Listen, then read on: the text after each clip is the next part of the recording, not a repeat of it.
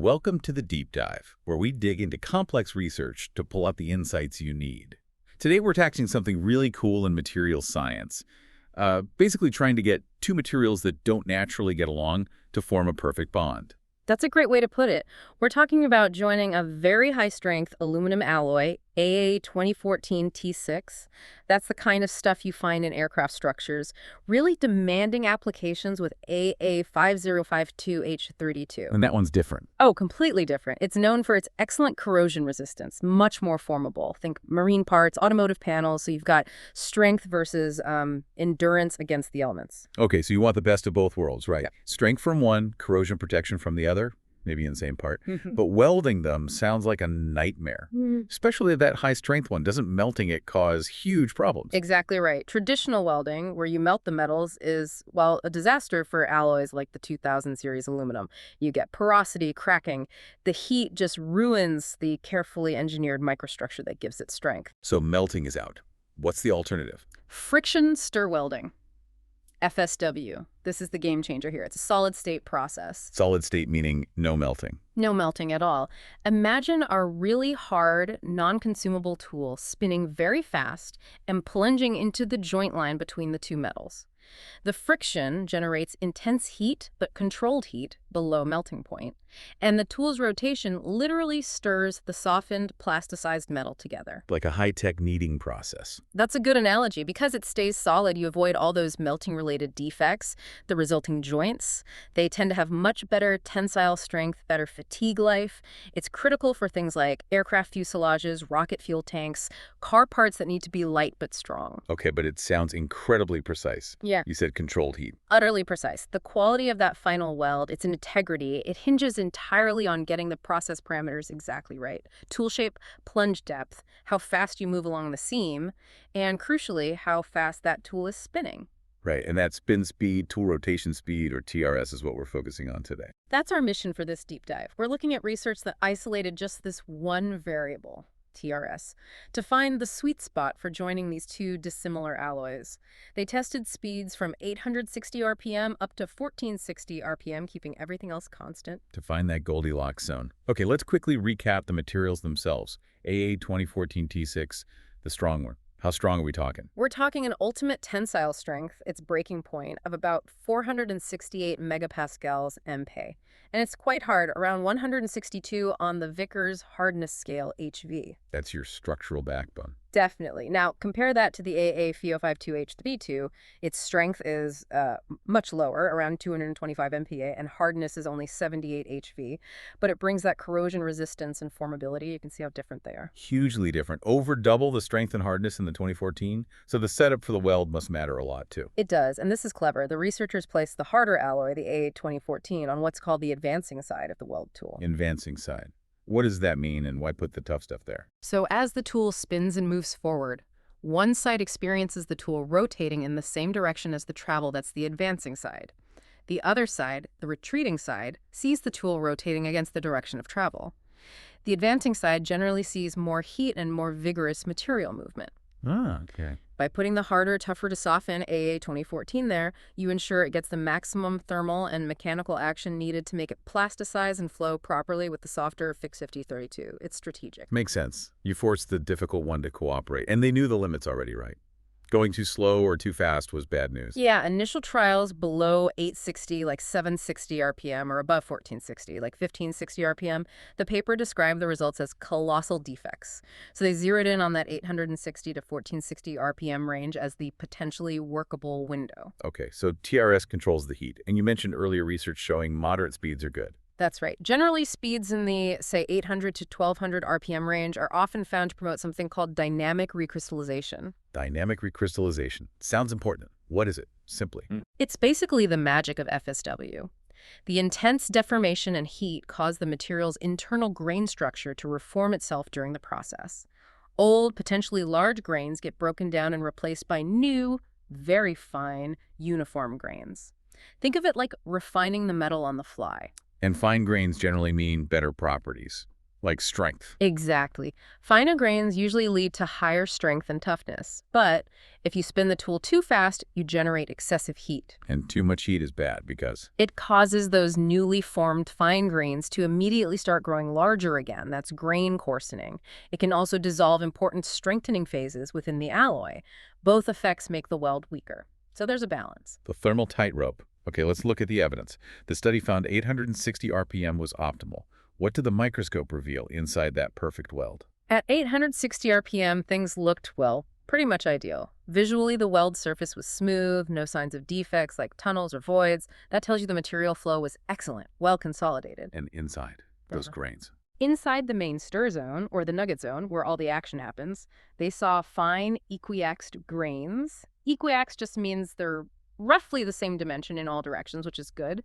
And they were small, averaging about 11.8 micrometers. That's the dynamic recrystallization we were talking about. Okay, nice structure. Yeah. What of the mixing of the two different alloys? Was it uniform? It was well mixed, but interestingly, not completely homogenized. You could still see where the original materials were. The magnesium, mostly from the 5052, was present throughout the stir zone, but more concentrated near the 5052 side. The copper from the 2014. That's the key strengthener 2014. Absolutely. The copper wasn't just dissolved evenly. It formed these discrete spots or particles within the stir zone. Analysis showed these were likely intermetallic compounds like aluro. And those are good, like little reinforcements. Precisely. They act like tiny reinforcing bars within the aluminum matrix, precipitation hardening. The crucial thing is 860 RPM generated enough heat to mix the materials and allow these to form, but not so much heat that it dissolved them or made them ineffective. So 860 RPM, enough heat and force to mix, refine the grains, and keep the strengthening bits intact. The Goldilocks speed. You got it. Now let's crank up the speed. What happened at 1160 RPM and especially at 1460 RPM? I'm guessing things started to go wrong. More heat. A lot more heat, and the consequences were immediate. On the outside, the weld surfaces became rougher and they saw significant flash formation. Flash. Like excess material squeezing out. Exactly. Too much heat makes the metal overly soft, almost like toothpaste, and the tool just pushes it out sideways instead of consolidating it properly. That's wasted material and indicates poor process control. Okay, that's the outside. What about the inside, the grains? Grain coarsening. As speed increased, the average grain size in the stir zone grew. At 1160 RPM, it was larger, and by 1460 RPM, it had increased to about 15.7 micrometers. That's a noticeable jump from the 11.8 millimeters at 860 RPM. Because of the extra heat letting them grow. Directly due to the higher peak temperatures reached at those faster rotation speeds, heat fuels grain growth. And remember, larger grains generally mean lower strength. So the structure itself is getting weaker. Any other damage? Oh, yes. At 1460 RPM, the zone just outside the main stir zone, the thermomechanically affected zone, or TMAZ, it showed signs of severe thermal damage. The material flow looked chaotic, they observed voids, even microcracks starting to form. The excessive heat basically oversoftened everything, preventing proper consolidation. So spinning faster doesn't just stir better, it actually starts to cook and damage the material at a micro level. Let's connect this to performance. Hardness first. How did that change? They measured hardness across the weld joint. Typically, you see this W-shaped profile.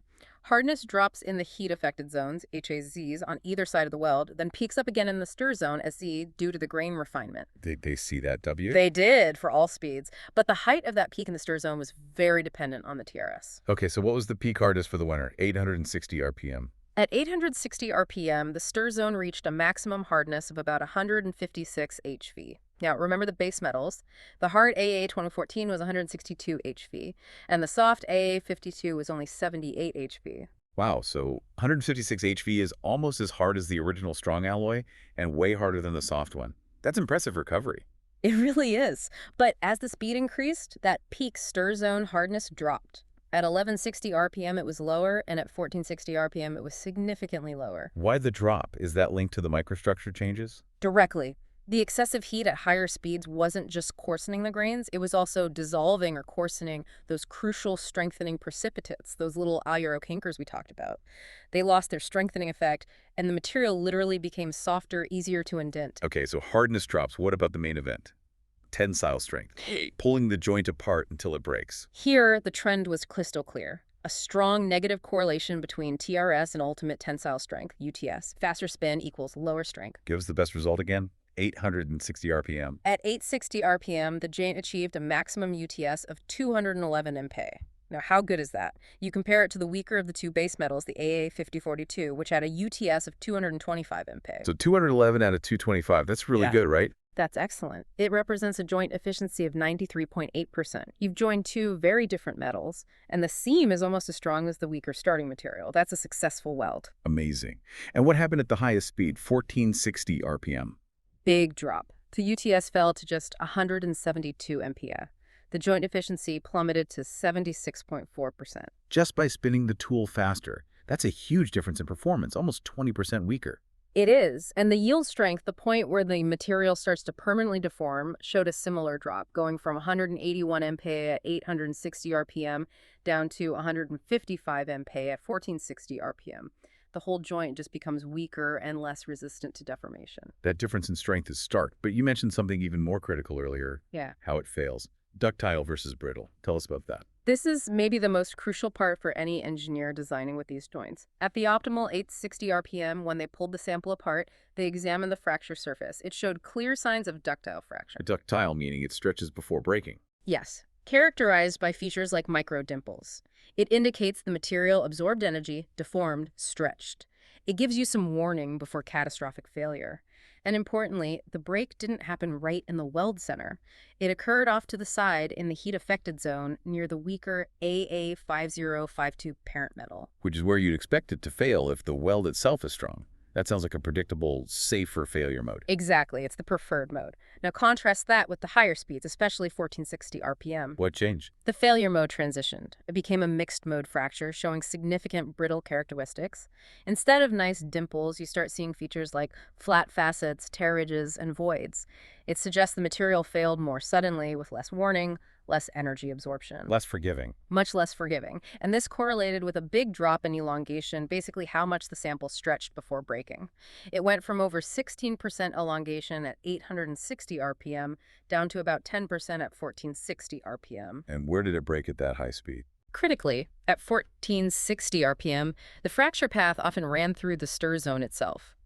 Because the excessive heat had coarsened the grains and weakened the microstructure within the weld nugget became the weakest link. So the weld itself failed, and it failed in a brittle way. That sounds like the worst-case scenario. It really is. You've gone from a strong, predictable joint to a weaker, unpredictable one just by adjusting the rotation speed within a seemingly reasonable range. This has been incredibly revealing.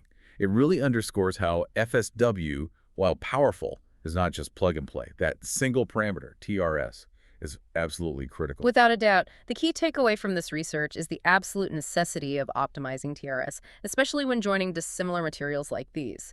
For this specific pair, AA2014-T6 and AA5052-H32, the evidence points overwhelmingly to 860 RPM being the sweet spot. Right. That speed delivered the goods. Minimal defects, fine grains, maximum hardness in the weld zone, nearly matching the stronger parent metal, and that excellent 93.8% joint efficiency. And the core reason why 860 RPM worked so well seems to be that delicate thermal balance. It provided enough frictional heat and mechanical work for the necessary plastic deformation, mixing, and dynamic recrystallization. But not too much heat. But crucially, not so much excessive heat that it caused significant grain coarsening or dissolved those vital strengthening precipitates. Those precipitates are key to the 2014 strength, and preserving them is paramount. The higher speeds just cook them away. It's fascinating. The difference between a near-perfect joint and one that's significantly weaker and fails badly comes down to controlling that heat input via rotation speed. It really highlights the sensitivity of the process. Which brings us to our final thought for you, our listeners, to consider. This research showed that a relatively small change in processing speed from an optimal 860 RPM to a faster 1460 RPM didn't just reduce strength, it fundamentally shifted the failure mode from predictable ductile tearing to unpredictable brittle fracture. A huge shift in safety terms. Exactly. So if the integrity of critical components, maybe an aircraft part, maybe an electric vehicle battery case, relies so heavily on achieving these microscopic structural features measured in millions of a meter, how much of a safety margin do engineers need to build in to account for the tiny, real-world variations that inevitably happen in manufacturing process speeds on a factory floor? That's the question, isn't it? How do you guarantee that microscopic perfection translates to macroscopic safety every single time? Something to think about. Thank you for joining us for the deep dive. We'll explore more research next time.